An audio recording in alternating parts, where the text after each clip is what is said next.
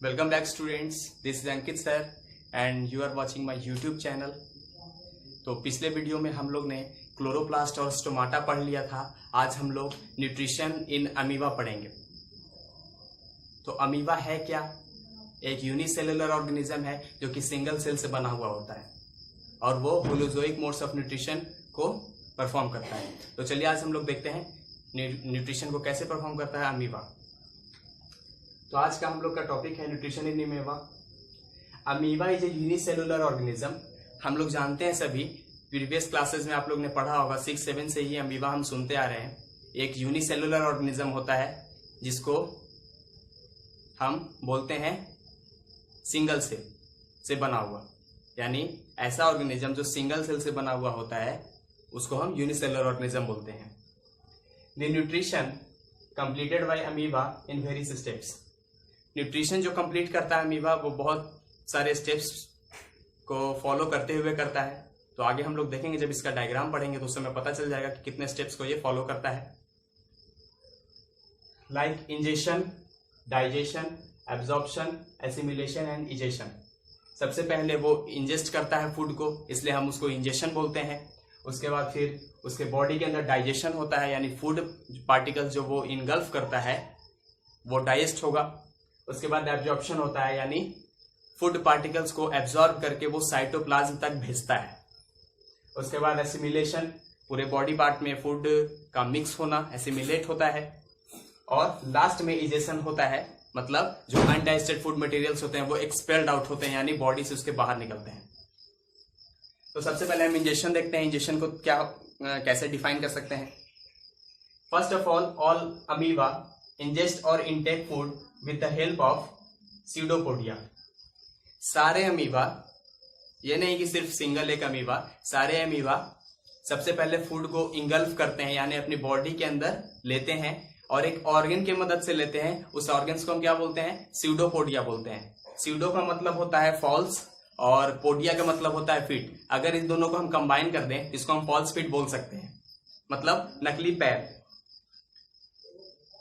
Digestion देखिए क्या होता है। Ingested food digested into the food vacuole.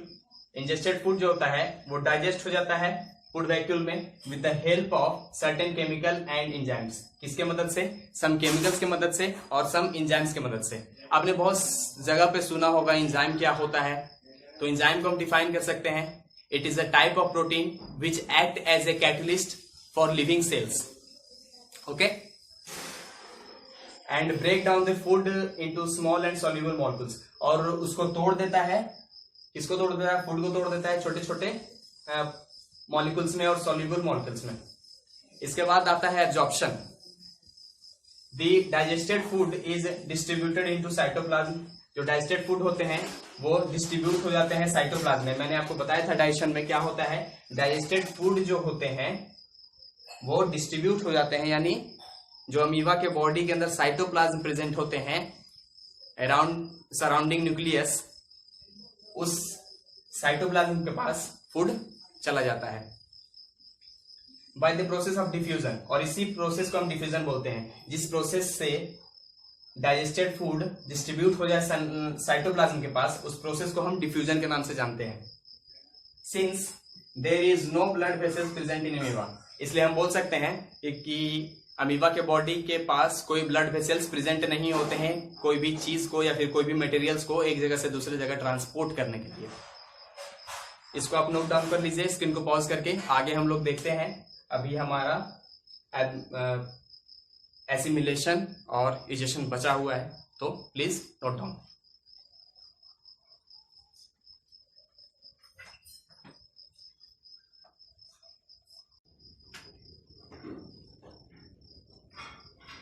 तो चलिए बच्चों, अब हम अगला टॉपिक देखते हैं, एसिमिलेशन।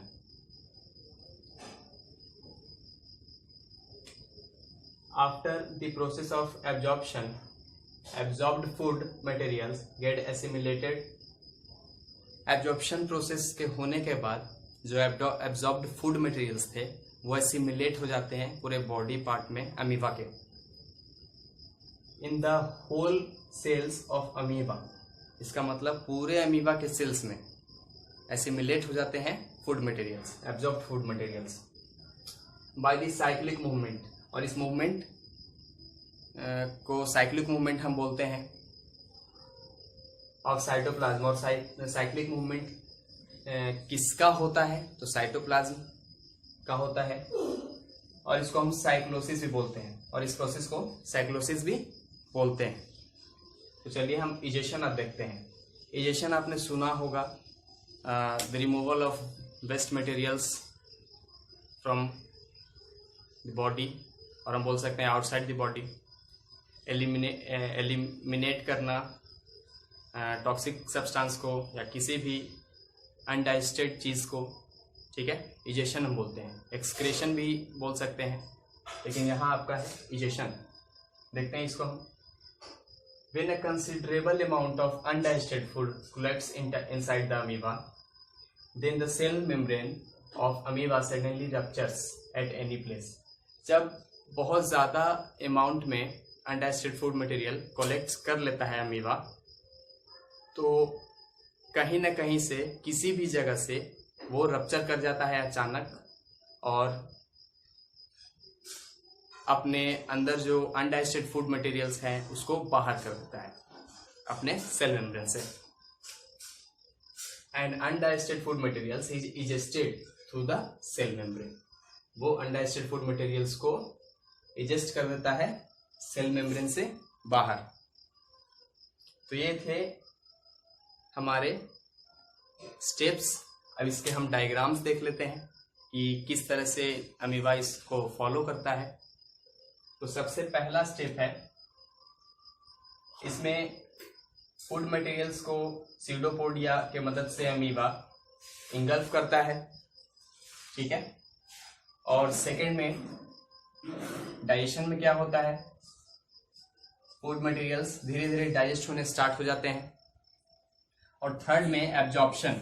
एब्जॉर्प्शन में क्या होता है कि जो फूड मटेरियल्स एब्जॉर्ब किया है अमीबा ने, उसको धीरे धीरे अपने सेल्स तक, अपने बॉडी पार्ट्स तक भेजने लगता है, या हम बोल सकते हैं साइटोप्लाज्म तक ट्रांसपोर्ट करना स्टार्ट कर देता है।